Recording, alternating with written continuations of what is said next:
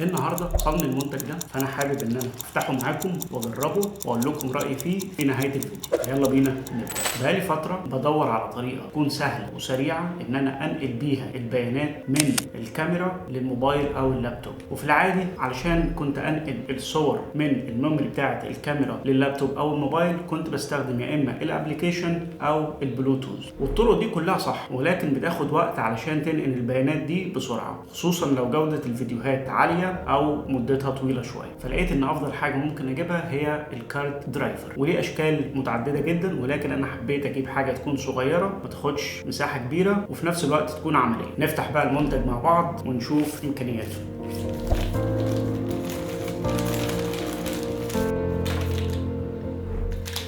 طبعا الكارت ده من نوع بايثون، ولكن الكارت مكتوب عليه ان هو 2-in-1 كارت ريدر USB 3.0 هاي سبيد ترانسفير. تعالوا بقى كده نفتح ونشوف الكارت مع بعض. هو بيجي بالشكل ده كده زي ما انتم شايفين.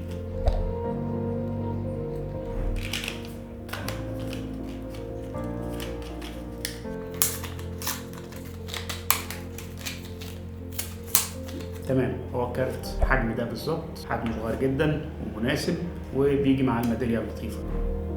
زي ما احنا شايفين كده الكارت فيه مخرجين، واحد للUSB Type C وواحد للكارت ريدر، ومن هنا في USB كارت بس فتحه صعب شويه.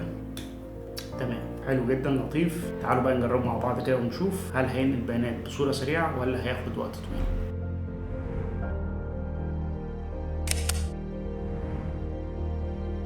اول حاجه هنعملها دلوقتي ان احنا ناخد الميموري كارت من الكاميرا وهنحطها في الكارت درايفر. شغل اللابتوب كده، اللابتوب قرا الكارت وننقل الفيديوهات اللي احنا عايزينها على اللابتوب. تمام، بالنسبه للسرعه تعتبر مناسبه جدا، سرعته كويسه جدا، نقل الفيديوهات في ثواني. دي كانت تجربته على اللابتوب. تعالوا بقى نشوف نفس الطريقه ولكن على الموبايل. اول حاجه طبعا هنوصل الكارت درايفر في منفذ USB.